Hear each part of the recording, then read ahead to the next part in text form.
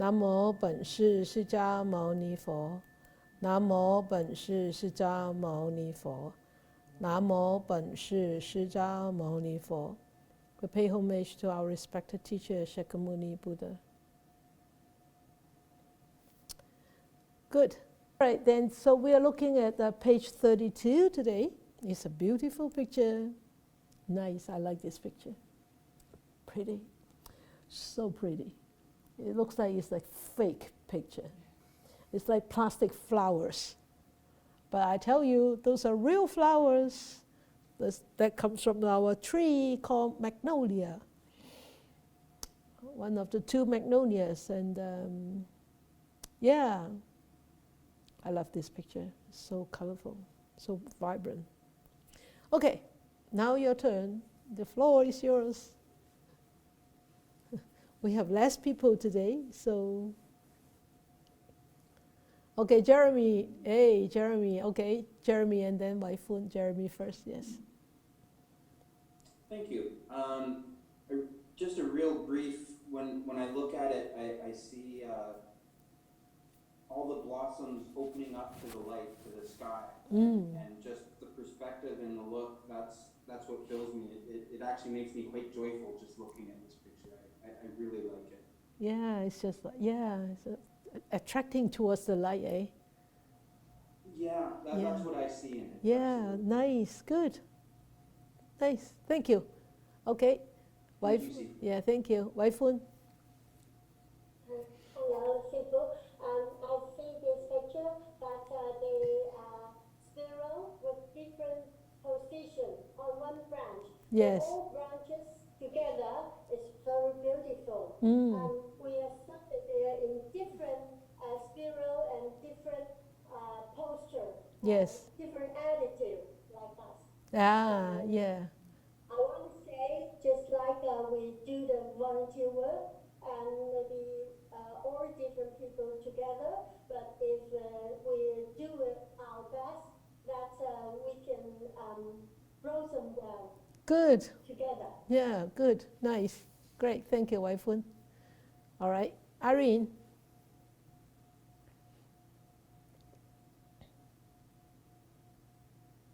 Can't hear you. Is your mic on? Try that again. Unmute yourself. You unmute yourself. There you go. Oh, once you unmute, your mic is gone. So strange. She's unmuted, but there's something not working. Yeah, that happened last week too. She's gone to get her headphone, I think. All right. We'll take your time. Anybody else? Have your hand up. Laurie and then Versha. Laurie first, please. Thank you, Sifu. Hi, everybody. I love this picture too. I love all the pictures.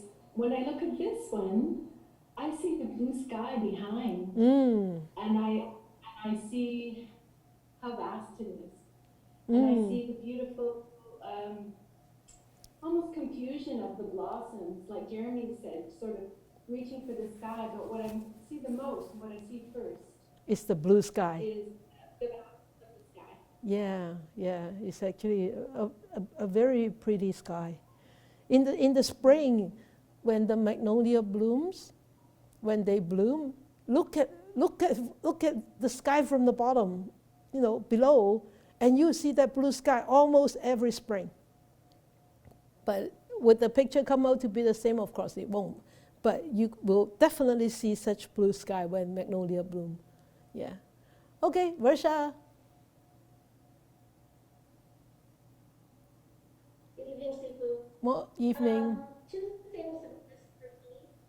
The first thing is that I feel drawn into the picture. So it's almost as if we are a flower joined in with that. So I feel like my perspective is the same as the flowers. And I love that quality of feeling like I'm a part of it. Yeah. The second thing I really love is the translucency. It's sort of the petals are almost transparent. And that gives further sense of light and because of that, it's very uplifting, and that whole idea, again, Jeremy talked about that looking towards light. So Yeah, yeah, it's a yeah, beautiful picture. yeah. Good. Yeah, very nice. Yeah. Good. Good sharing. Wonderful. Great. Okay, Irene, try your best again. Okay, can you hear me? Hey, very good. Okay, always when looking at the pictures, I'll reflect our perceptions and always fall into the trap dualistic. The dualistic view, Or dualistic review. Okay. like just like pleasant and pleasant. Mm. So even though the picture is just, it looks not complicated, it's just a flower in the sky. But if you look at the passage, it's very deep. It's very of a lot of stuff. Yeah. So, and I think, oh, sorry, something's wrong with my camera. So it just, yeah, it's like fall back to the dualistic view, when I related to the Dhamma, and I always remind myself of looking at the pictures. Good. Good. Great. Thank you. Nice. Okay. Mali, I like all these hands up there. It's so nice. Thank you, Sifu. So this picture with the blue skies, like everybody mentioned, and the magnolias tells me it's early spring or mid-spring. Early spring, yeah. Very early spring. It's a sign of Very early, yeah. spring coming. So that it's one of my favorite flowers. It's amazing fragrance and bicolor. It's just always very attractive flower. Yeah. And the picture also, I think. So you got a really, great floral display here with these flowers are of different sizes. Some blooming fully, and some are mature and in full bloom, and some are small, some are big. Yeah. So if you look at it in a different perspective, it's like a family. Yes. With different people, different sizes, different different maturity. Yeah. So we can look at the human family the same way. Exactly. Some are mature, some are immature.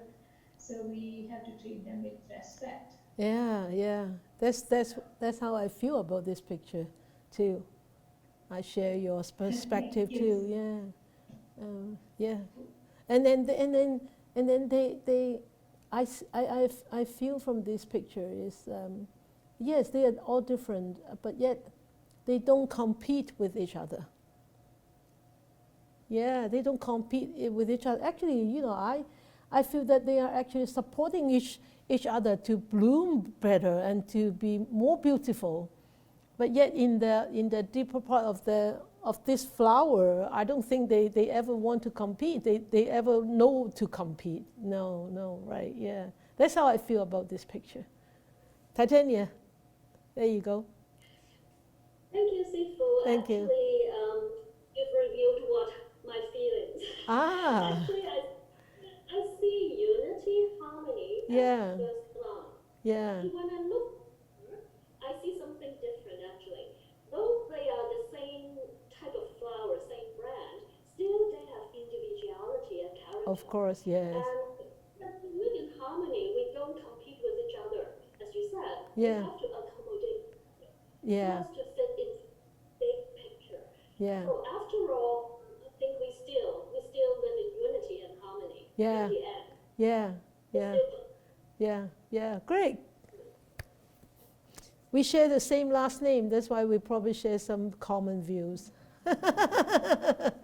That was my family names before I became Sikh. Yeah, Chen, C-H-A-N. Great. Okay. Michelle.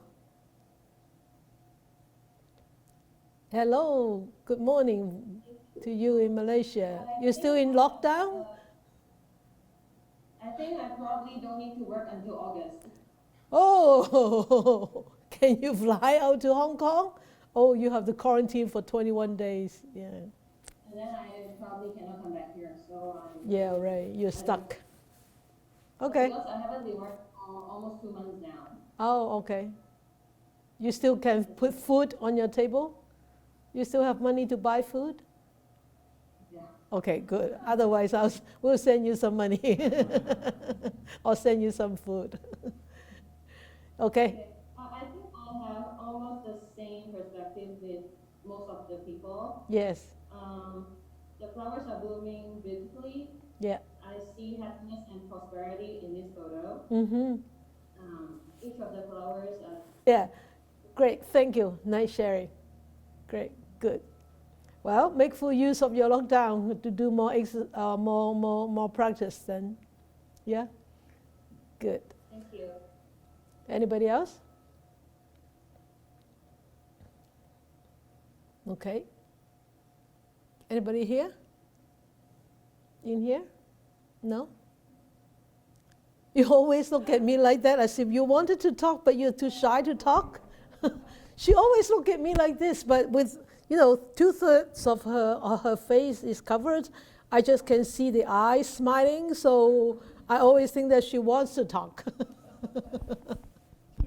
Well, this time I'm a little bit scared because I'm opposite of everybody else. It's just very crowded for me. Very It's crowded. very crowded. It's beautiful. It's everything everybody said is Very crowded. right on, but But it's just too crowded for you. Yeah. It's not scary. This is how you feel. You don't have to be whatever. You don't have to be. But that tells you that's you always want space. You always want some space, and you might be a little bit scared of too many human beings. Yeah. Okay. Great. Anybody else? Are you want to say something? Yeah. Good. I don't know if I should say this. Since your wife has said that, you cannot say opposite. For me, just looking at this, I think of the Dr. Seuss, the story. Horton hears a. Can you hear him? All those. Yeah. All the flowers to me is like a little world on its own. Like Yes. There's so many. Yeah. I guess we don't see it, but there's so many beings Yeah. in each of those little balls. Yeah. Right. Yeah. And we don't even realize it. Yeah. These are invisible. So it's pretty crowded. It's pretty crowded too. So good thing that you guys actually are on the same page. So no more arguing tonight. Oh, I don't think it's crowded. No, I think it's very crowded. Okay, so what I see more, and I see a little bit more when I look at it. I'm looking at it because we have a TV on that side. So I'm not looking away from you, but I'm just looking towards the TV, at the TV. I see, the closest blossom. There's one on the left-hand side, the closest blossom.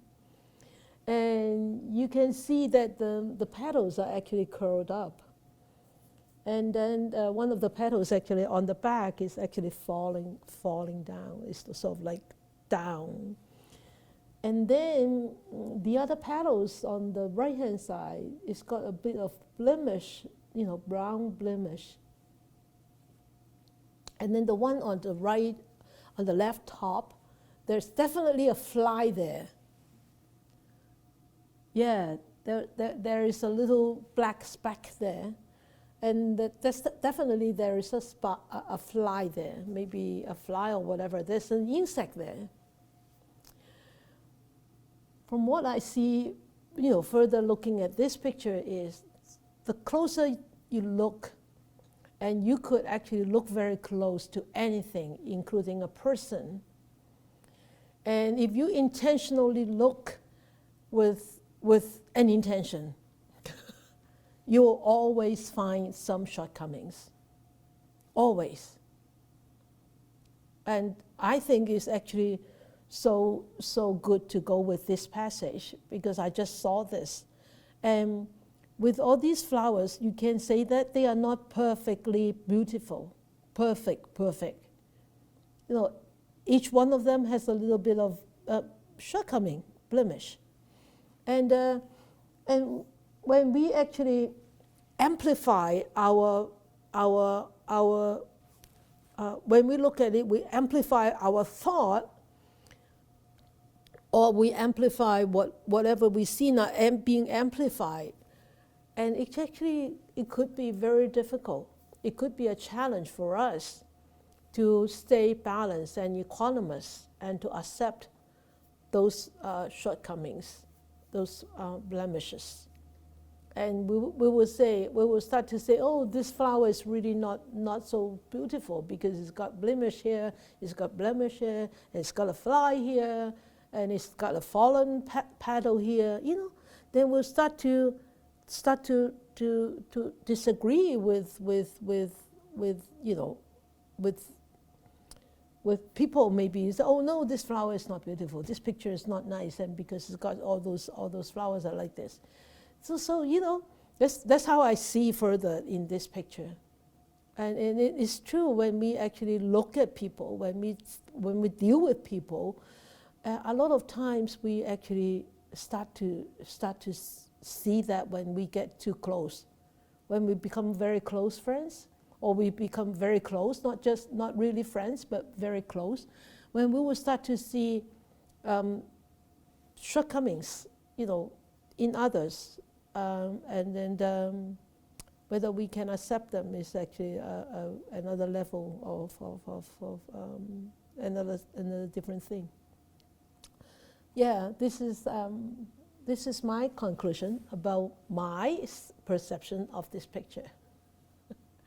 Okay, and as I think it's wonderful, you know, having all of you to share all this different perspective of this picture, and nobody mentions the leaves. I'm surprised nobody mentioned the leaves. There are leaves there, but the leaves are very little. And that is also the beauty of magnolia, is all the flowers come first. You look at the most, it gives you the most beautiful of its own, of itself, to please you first. And then the flowers just withered away, and then there comes the leaves that last for a few months. But the flowers only last the most 2 weeks. If there is no wind and no rain, 2 weeks the most. Normally it lasts only for less than a week, right? Yeah, magnolia. But look at that. Look at that. It's the whole tree actually give all the energy to the flowers. And the leaves say to the flowers, you can go first, I'll come second, don't worry. And I remember this story. I don't know, some of you have actually attended my workshop about life and death. You have watched that movie, Tuesdays with Morris. I don't know whether you recall, there's a saying in that movie. What's wrong with being second? What's wrong with being second? There's nothing wrong with being second, right? But, you know, a lot of people always wanted to be the first, to become the first. What's wrong with being the second? And that's what the Morris said. And it's nothing wrong. And I remembered when the Canucks were in the Winter Olympic. Yeah, that was 2013. Oh no, 2011? Oh, Stanley Club? It was Was it a big riot? But the Canucks won, right? No, the one, the Canuck won. Oh, you're talking about the Olympics? The Olympics, Winter Olympics, I think. So we, 2010, wow. You remember? That was Olympics. Yeah, we were sitting in the one day meditation course in the old Dhamma hall, and we had 3 Americans who came from Seattle to attend the one day meditation course, and and then I think 2:30 or so, I heard this honking, and then no, not yet. During the break, before the metta, during the break, I thought, well, it's almost time to finish. Almost 3 o'clock. Almost time to finish. So I wanted to check the results so that those people who come, those are hockey fans would know the result, right? But until the second that I was going into the meditation hall, I found out that actually Canucks won, and then we heard all this honking. So that was I think that was a very turbulent matter. But anyway, at the end, we asked people to share, right? These 3 Americans, one of them was saying, "Oh, we are second." I said, "Canucks won." He said, "Oh, we are second." And I said, "What's wrong with being second?" I forgot about Maury's film long time ago. That was way back. And I said, what's wrong with being second? You started with nothing, and you got a second. That's a big gift already. And he said, "Oh yes," right?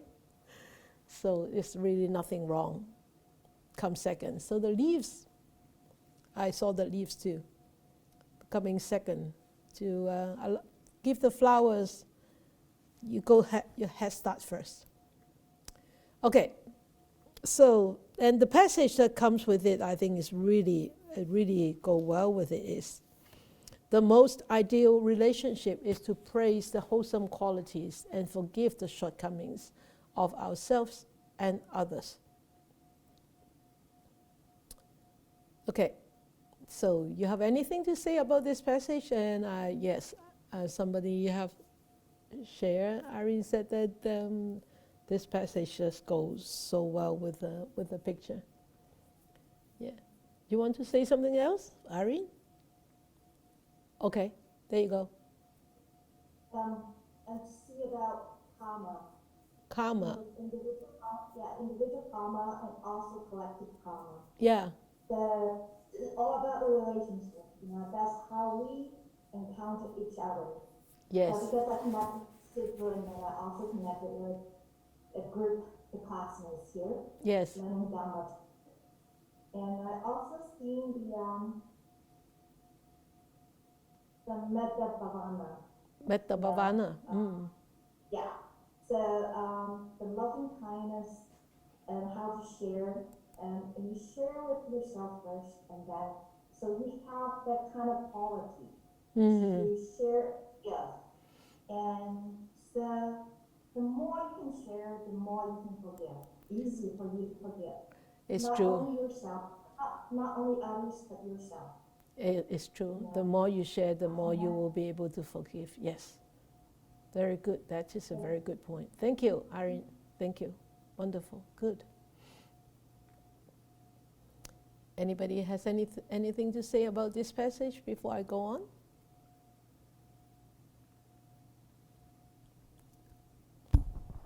I think for this, it's kind of for me personally anyway. I think I tend to do the reverse. You tend to accentuate the shortcomings of somebody else or yours, and then you kind of ignore the other, like the wholesome qualities of others. Kind of minimize that. Yeah. So have you improved then? Yes. Oh, okay. Eva said yes. Good. You see, once you started to see that you actually have changed, you feel much at ease, at peace, right? Much like less tense, right? Yeah, I remember you in the beginning. You were very, very tense. Now you're way much relaxed. Yeah, good, great. All right, great. So anybody else have anything to share about this passage before I go on? Oh, it's already 7:30. Never mind. Okay, Jeremy. I Oops, just sorry. wanted to Yeah. quickly say, No, go ahead. I just really quick was when Kwok said what he had said there, it made me look at the whole thing a lot differently, and the same as when you spoke afterwards, Sifu, and in my own relationships, how different they really are, and how relaxed, how at ease you can be when you simply forgive those shortcomings and you don't accentuate them. Yes. And you think of their wholesomeness, and all of a sudden that's what you feel when you're around them. Yeah. And I'd like to thank both Kwok and you, because it really made me think on it a little differently again. So Good. thank you. Thank you. Great. Nice. That's what I like about Tuesday evening. It's so interactive, and we all benefit from each other's perspective. Good. Anybody else? Don't be shy. All right. Okay. No problem. Okay. All right, then it's my turn. Once it's my turn, you have no choice. Once I start, you have no choice. You better catch up. All right? 1, 2, 3, go. Me. My turn. Okay, it says the most ideal relationship is to praise the wholesome qualities and forgive the shortcomings of ourselves and others. And as the Buddha said, as the Buddha has always said, and he said, all beings are equal. All beings are equal. Equal in the sense that all beings, because they have the Buddha nature in them, and that's what it is, equal. Okay, so when we notice that, when we remember this, all beings, including Goldie, including your Shalom, including your cat, including the woodpecker, including. Are you sure? Oh yes, oh yes. I mean, what can I do, right? And including all beings, whether visible, invisible, they should be treated fairly and equally. And from what we have talked in the past 2 weeks about who is the real enemy, we should know by now who is the real enemy, right? It's really not that. It's really not the person per se. It's really their karmic behavior, right? It's the karmic behavior that makes them to behave in such a way that irritates us, that upsets us, that worries us, and angers us, and all that, you know. So we should be really constantly remind ourselves the real nature of all beings, basic nature, the basic nature of all beings are kind and wise. So in the Chinese Confucius saying, it said, 人之初性本善. So it says the beginning of human beings, the beginning of beings, their nature is kind. It's always kind, always wholesome and kind. So, and here I'm not going to talk about wholesomeness and kindness, but I'm talking about I'm going to talk about praising. And praise is actually It's a very difficult thing to do. It's really not a very easy thing to do. When you want to when you want to praise, you need to rejoice first, right? So when you want to rejoice, you need to forgive first. If you don't forgive, you will never be able to rejoice in others' behaviors, in others' performance. And when you cannot rejoice, you will never be able to praise. So you know, it's also like a network that is very, very much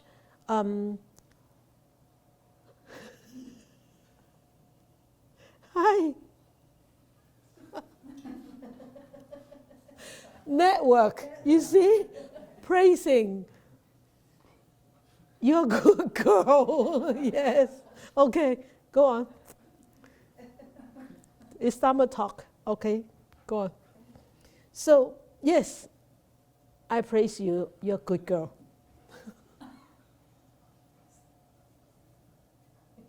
She always comes at the right time. She is actually a very strange dog. She understands what you're talking about. It's sort of like a Zoom mistake, but you see, she only comes at such a time. Last week she comes when I asked a question, have you ever made a mistake? She came. And today, this time, about praising. And she comes.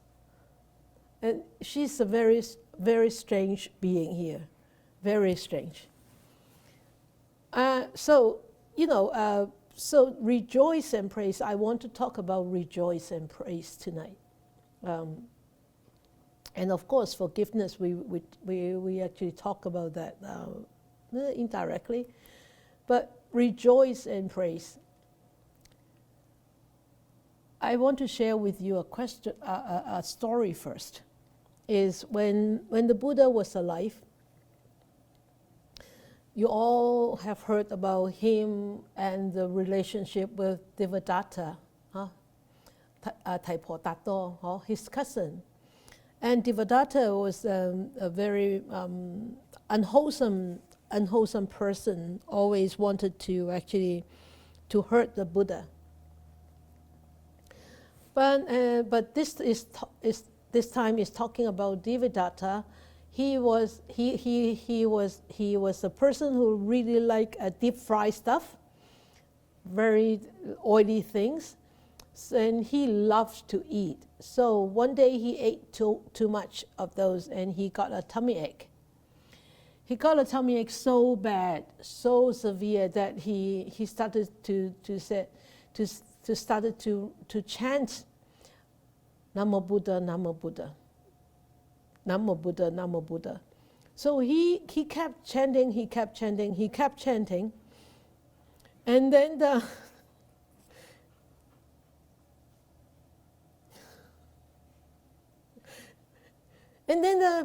the Buddha was in deep samadhi, and the Buddha actually knew that. What do you want? I think you have to let her out. I think she wants to go out. Let her out. Yeah, I think she wants to go out. Okay. So he said, Namo, Namo Buddho, Namo Buddho. So the Buddha actually heard him in deep samadhi. And the Buddha, right there, his metta for Devadatta just came out. Arose tremendously, and then he used his supernatural power just to, within moment, he was by the side of Devadatta, and so he put his hands on Devadatta's tummy, and then blessed him with metta. And you remember, I think I talked about the drunk elephant couple of weeks ago. So the drunk elephant came, and the Buddha just put out his hand like this, and the elephant just became tamed.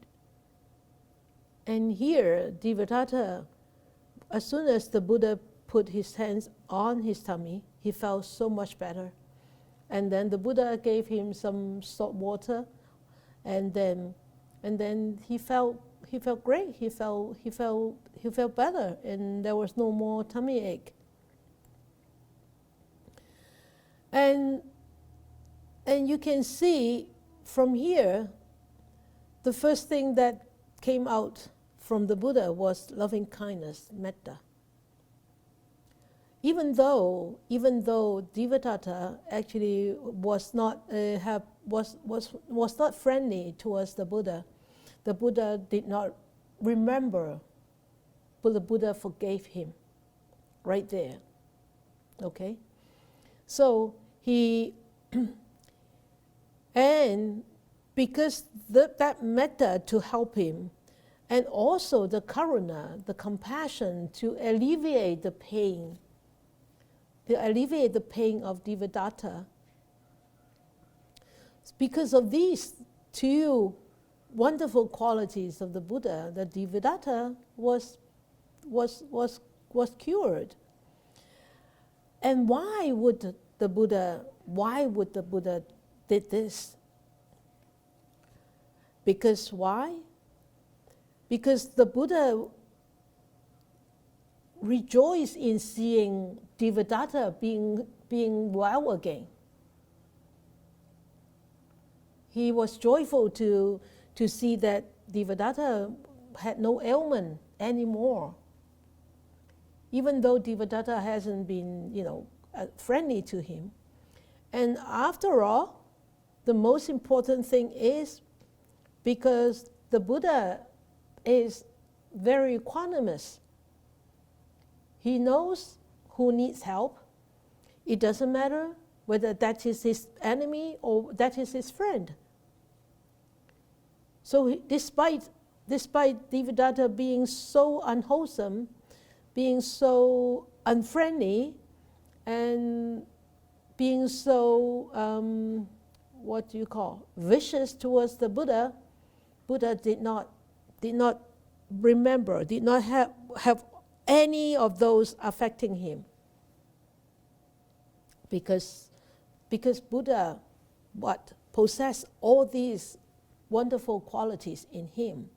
So anytime anybody has any problem, or any student or any disciples or any monk, that's Buddha would be, helping them with one or two or even four of his wonderful qualities that he always has in his mind.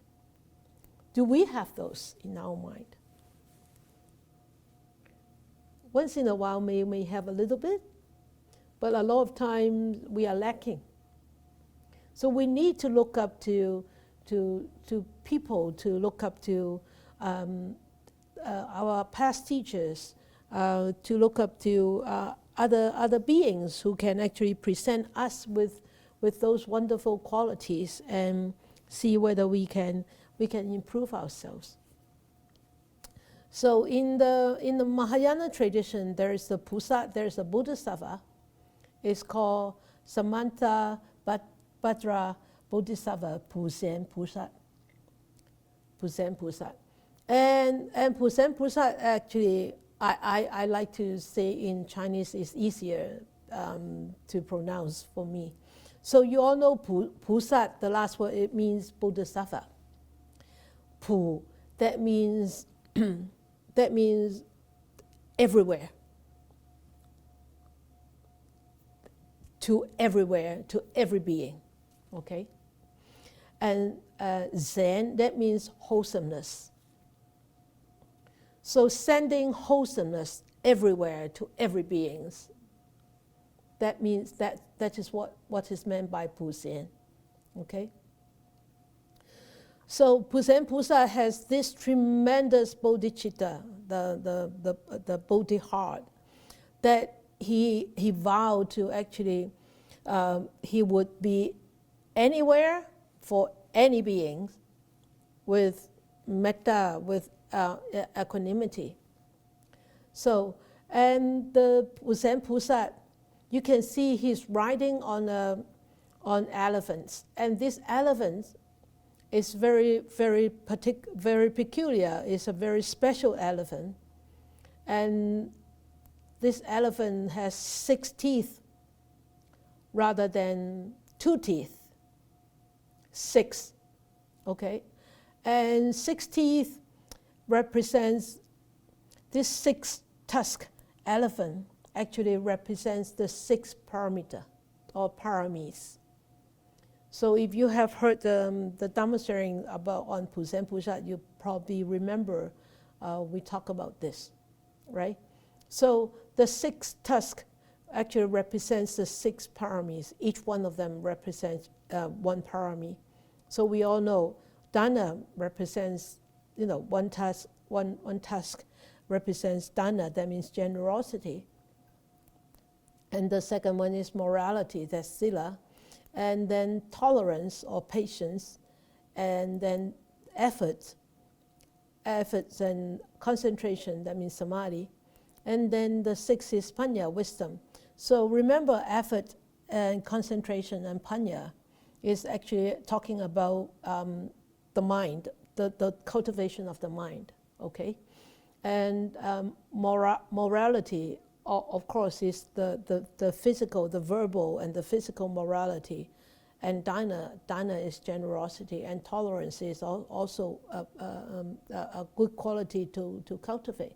So the 6 tusk, or you can call the 6 teeth, actually represents the 6 paramis that one need to actually cultivate.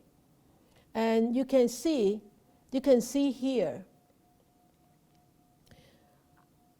with Zen Pusat representing his vows. His vows has 10 vows, and these 10 vows actually could easily correlate with these 6 paramis, easily. So we look at these 10 vows very briefly. The first is to pay homage and respect to all Buddhas, and then to praise the Tathagata. You see, praising. To make abundant offerings, to seek penitence for all unwholesome deeds and karmas, and to rejoice in others' merits and virtues.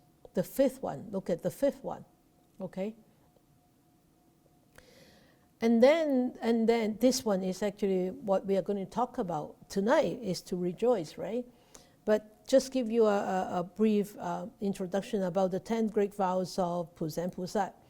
And the 6th one is request the Buddhas to continue to teach, and to request the Buddhas to remain in the world, and to follow the teachings of the Buddhas at all times, to accommodate and benefit all living beings.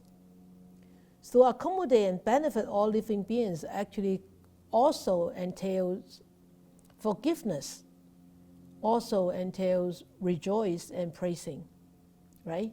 And to transfer all merits and virtues to benefit all beings, here is also entails praising and forgiveness. If you don't forgive, you won't be able to share. Transfer them in sharing, right?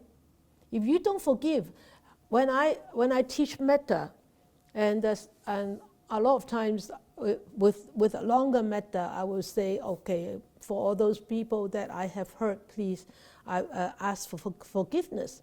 Or for those people who have hurt me, I forgive. And a lot of times people tell me, or students tell me, that I can't forgive. When you cannot forgive, you cannot share. You cannot share the metta with that particular person. You might be able to share the metta with other people, but you cannot share that metta with that person. And when you cannot share that metta with that person, that grudge is always will be there. And you cannot untie that grudge unless you forgive. Okay? So it's a very complex relationship with all these qualities. And they actually support each other, and they benefit each other. Okay? So when we say we rejoice and praise in other merits and virtues, rejoice, that means we actually we are so joyful of people achievements, and we are not. When we can rejoice in people achievement, that means that we are not jealous of their achievement, right? If you are jealous, you cannot rejoice. You will only get more jealous. So, and then when you praise, what is praising? Praising, that means, wow, you're so great. You will only be able to praise when you actually start to see the strengths or the achievements of those others, and you are willing to rejoice, and you rejoice, and then you will be able to praise.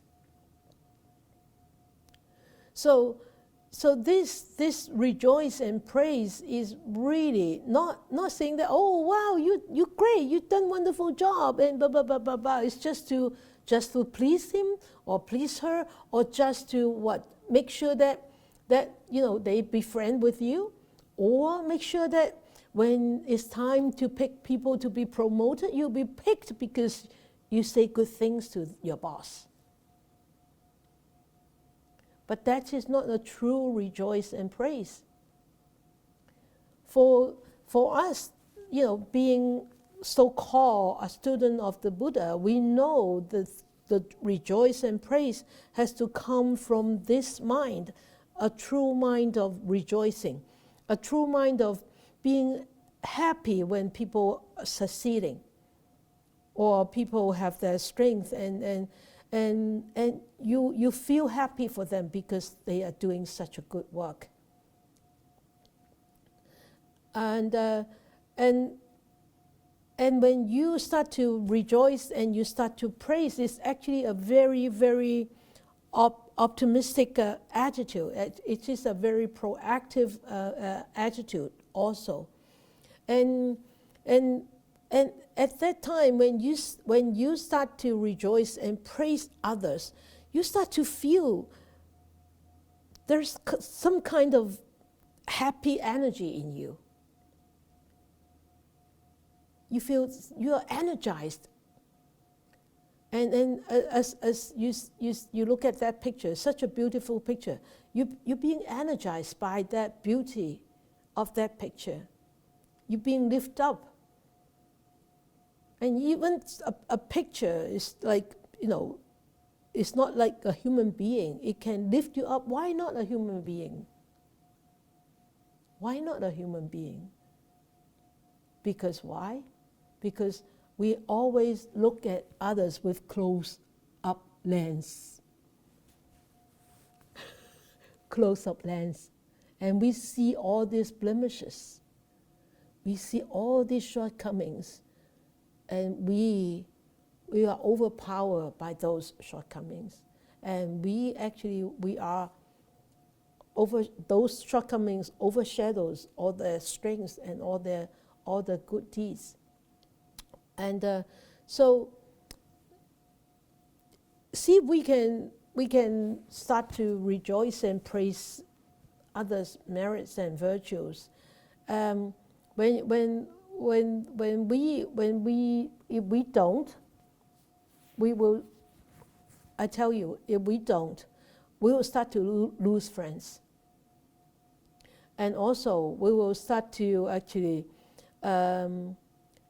start to create more situations that we can show ourselves. I have this strength. Didn't you see it? And if people don't see it, you get so angry, and then you make more opportunity to try to show that. And if people still don't see it, you get so angry and so fed up. And then you start to distance from that person. They might be your good friends, but you see, because they don't praise you or you don't praise them, then that comes a time then you might lose that friend. And actually it happens also with siblings, also happens in the family. If you don't praise your children, if you don't praise your siblings, and they never think that you treasure them, you cherish them. And so, if especially with children, with kids, that's why a lot of Chinese parents, they think that it is very humble to say, and sometimes I say, I praise the child. Oh, your child is a good child. Is such a good kid. And Chinese parents are like that. They say, oh no, they are no good. They are no good. I said, you're bad. You're really not a good parent. Praise your kid. Otherwise, your kid will never want to behave, because they behave well and you don't praise them. You say, oh no, they're okay. They're so-so. They're okay. No, praise them. I said, always praise them. If you start to praise them, they'll think that my mom, my parents cherish me. I am a treasure to my parents. And then they will behave differently, really behave differently. But of course, you have to start doing it when they are little. When they are in the teenagers, it's very difficult. It's very difficult to change their perspective about you, really. Right, parents?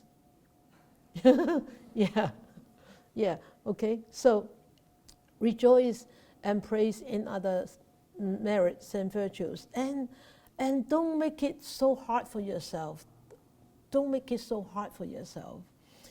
Because every one of us has shortcomings. And that is very normal, because we are not saints and sages. And if we are always looking at people's shortcomings, we are always looking at those blemishes of those flowers, how can we enjoy those flowers?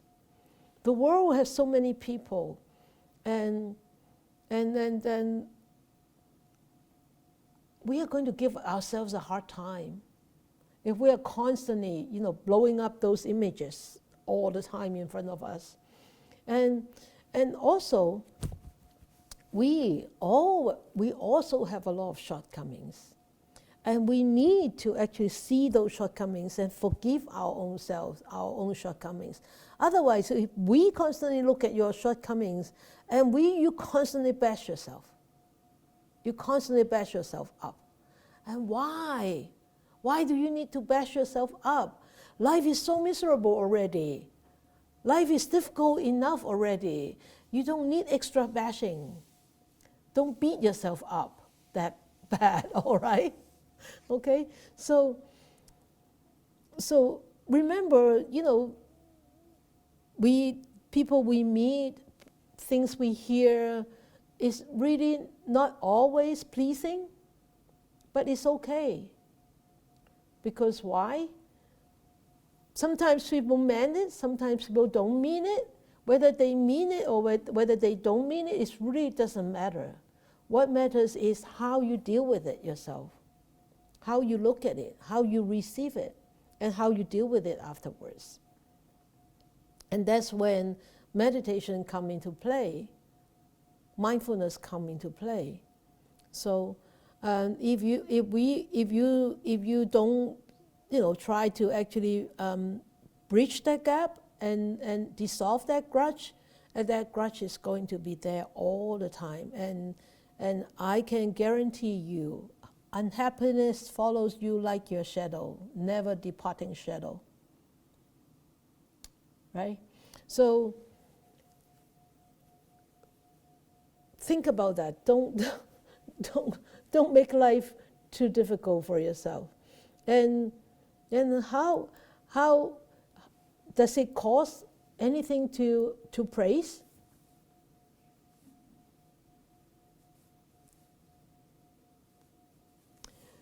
Remember we used to pull the plane? For 2 or 3 years we pulled the plane. 3 years, right? 2 years?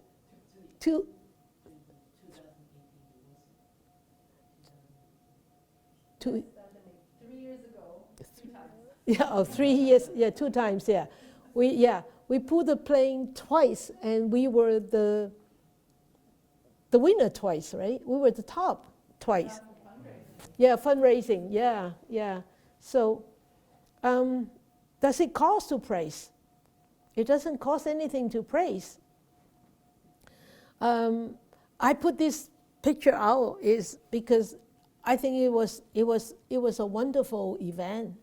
We were not aiming to be the top fundraiser, but we actually applauded the doctors. One of them at Orbis, the eye doctors, and one of them actually, he treated me, he treated you, Dr. Holland, he treated you, he treated a few of us, and he's a wonderful doctor. He's such a kind-hearted doctor, and he always served with Orbis. That's why when we wanted to praise him, that's why we went to pull the plane. That's why we actually did the fundraising, because we wanted to praise his kindness. And it doesn't cost us anything. It's just a few dollars out of our pocket, that's all.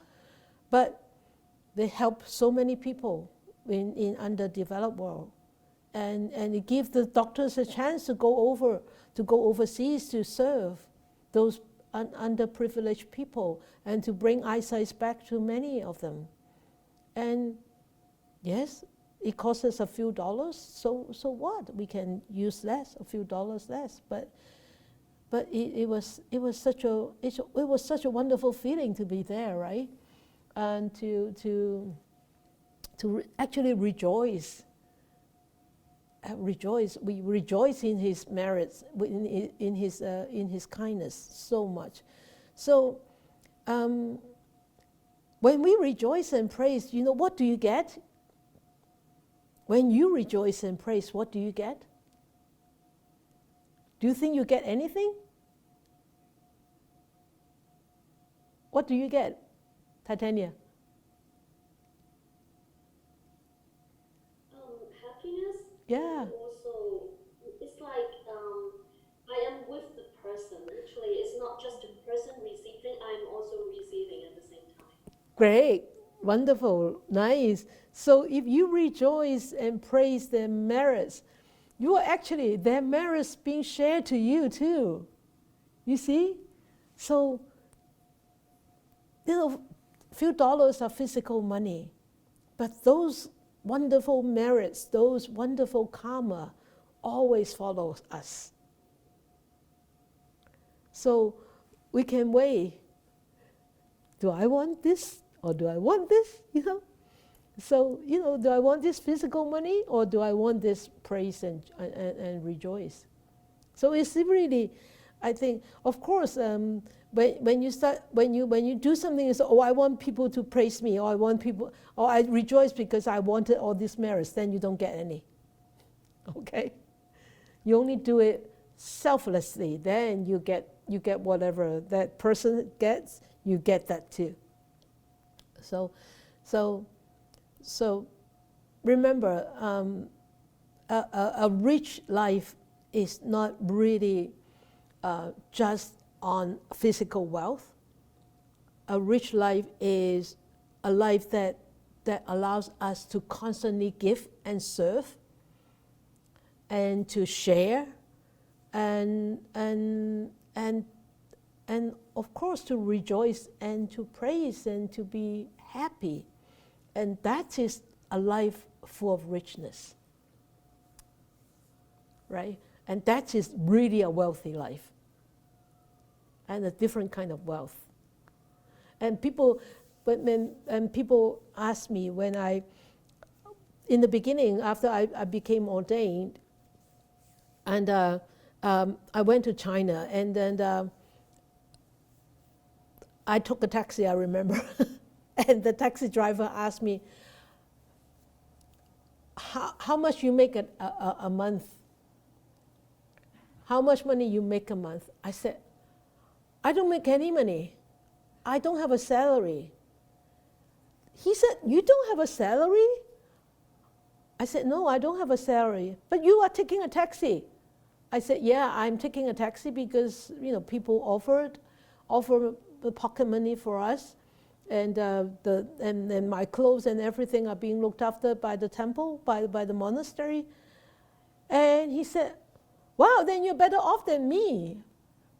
I said, I'm better off than you, not in that sense, but I'm better off than you in another sense.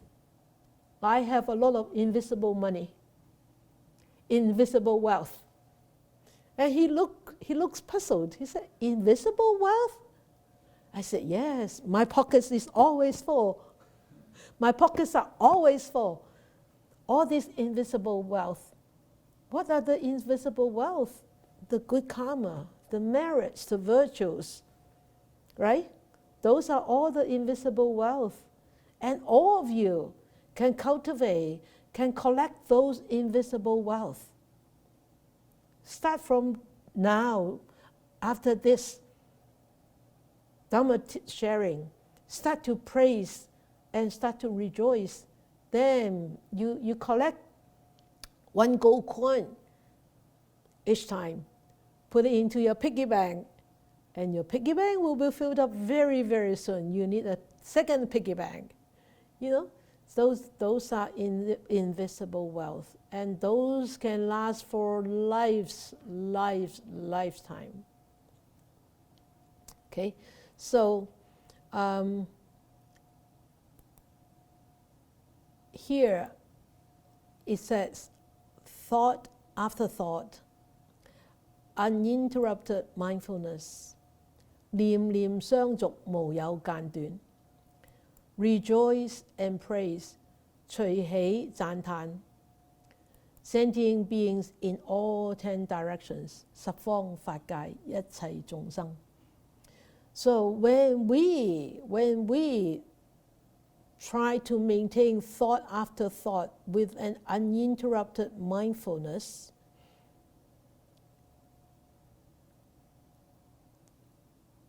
and we rejoice and praise all the sentient beings in all 10 directions, not just praising and rejoicing in seeing a beautiful statue or in praising other people chanting so well, but all sentient beings. Just like I praise Goldie, you are a good girl. Okay, you go down. That is a praise. She's a good girl, then she's a good girl. She's a bad girl, then I tell her that she's a bad girl. That's not praising. But even little good deeds that one performs, we need to learn how to rejoice and praise. Because why? I don't know whether you remember, in the Lotus Sutra, there is a Bodhisattva called a never belittle people Bodhisattva. What is his name in English? I can't remember. But he never belittles others because he sees that every being are future Buddhas. 常不輕菩薩, right? Remember 常不輕菩薩? I think it's on chapter 19 or 17, can't remember.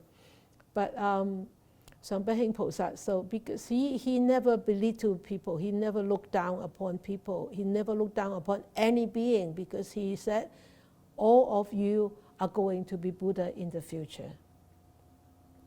So those future Buddha we need to praise and rejoice.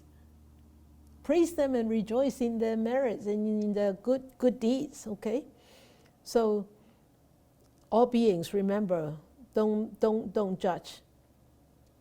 So is there any merits in rejoicing and praising? Of course there are. As just now I said, you share their merits. You share you share whatever they have. And of course, when we rejoice and praise with a really wholesome heart, with a pure mind, and it will help us to overcome our unwholesome deed. Jealousy. It will help us to overcome jealousy. and it will allow these wholesome seeds to arise. Right? So this rejoicing and praising is really a wonderful attitude, and also a wonderful things to do. Because when we start to rejoice, as I said, we can actually put out that fire of jealousy. And also when we put out the fire of jealousy, we also will learn to become more humble. And when we put out the fire of arrogance, no, sorry, I correct myself. When we put out the fire of arrogance, we will learn to become more humble.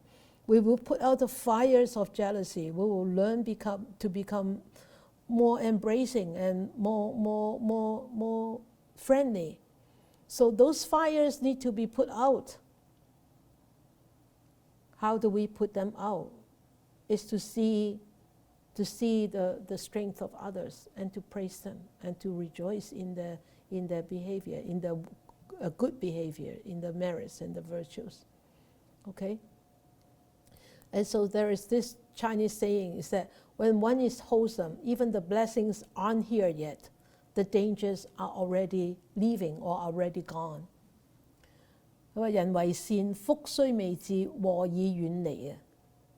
哦， so when one is behaving in a wholesome way, even the blessings of the wholesome actions are not here yet, but the dangers that will be coming to you will not be there. And it says, when one is unwholesome, or when one is behaving unwholesomely, 人為惡, even the dangers aren't here yet. 禍雖未到, the blessings are already leaving, or the blessings are already gone. 禍已遠離啊. So you can see praising and rejoicing are wholesome behaviors. And if we would want our future to be filled with blessings, and our present not be challenged with dangers, we need to rejoice and praise more.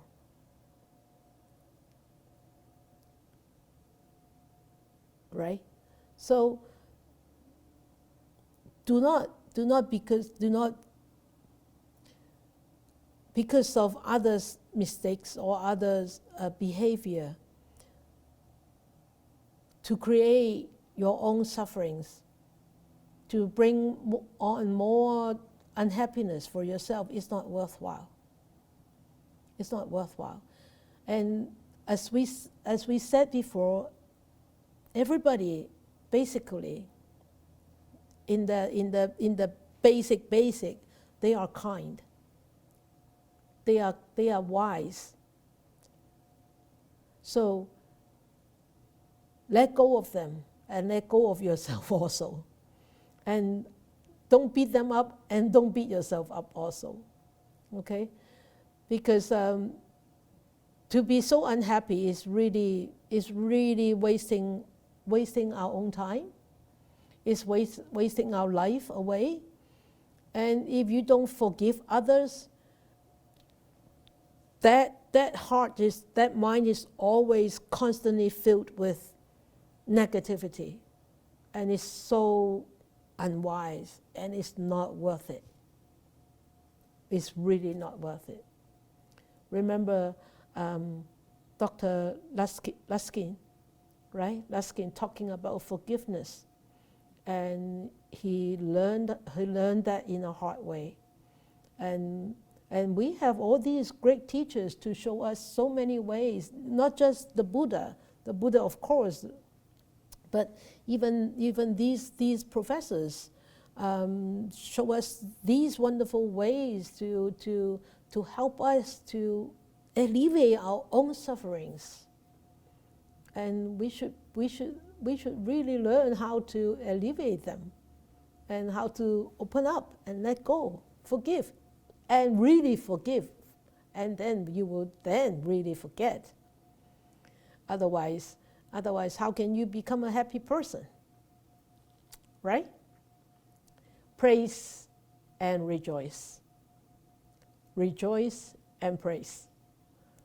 All right? That's tonight.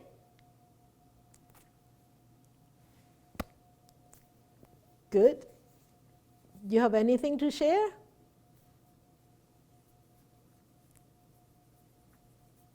Anybody wants to say anything?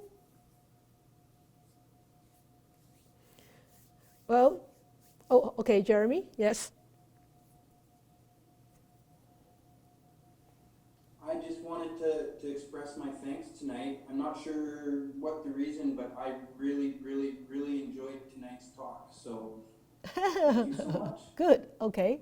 Thank you. Anybody else? You see, the passage is very difficult to really talk about the complete passage. So for me to talk about this book, this book, I pick certain things to really focus on the talk. So to focus to talk about. So maybe next time when we go over this book again, it may be completely different talk. I don't know, but I just want you to know this is how I actually organize my talks. Yes, please, of course. Thank you, Sifu. This makes me think about the other side of the equation is the person being praised or the person being forgiven. And I think that's a whole other evening. Of course. But it's the other part of it that's, I think, equally as difficult. Equally difficult? That person receiving end. Yes. Mm-hmm. Difficult in what sense? I think we're trained to slough off praise, I think, a lot of us. So it's difficult to receive it graciously, and it's difficult to receive it in a way that is balanced, so that you're not you're neither not blowing up your elated, head. right? Yeah. So there's a balance to it, and receiving, even receiving forgiveness. Those are difficult conversations. Yeah, it is. It is. That's why mindfulness is such a wonderful tool, right? Mindfulness is such a wonderful tool because if you are able to maintain a stream of mindfulness, even though you are hearing people praising you, and you constantly try to remind yourself, these are just words, and these are just sounds, and then you don't fall into the trap by so easily. But that shouldn't stop us praising and rejoicing, though. That really shouldn't stop us. If we are doing it wholeheartedly, really, we shouldn't stop. We shouldn't stop that. But if we are on the receiving end, we should be very mindful. Okay? Yeah. Yes. Just to further add on to what Eva's saying, is that sometimes when you're being praised, sometimes you think that the other person actually has some kind of intention. Yeah, so that's the other thing is like, are they being honest? Are they really thinking that they're really like it's your problem? But your mind starts going. Just turning it. Right. Maybe this is not like he's not really praising you for he wants something. Right. That's why I said mindfulness is very important, because when you're being mindful, when you hear people praising you, mindfulness is not to judge whether they are being honest or whether they want something from you or whether, they have an agenda themselves, So that mindfulness has to come into place on the receiving end very much. Very much. Good. May these blessings extend to all, that we with all the other living beings together will attain the Buddha way. May we wish more and more people will encounter the words of the Buddha, study them, understand them, practice them, and help themselves to liberate from their own defilements, afflictions, entanglements, and be truly and ultimately free and happy and peaceful. May you all have a good week.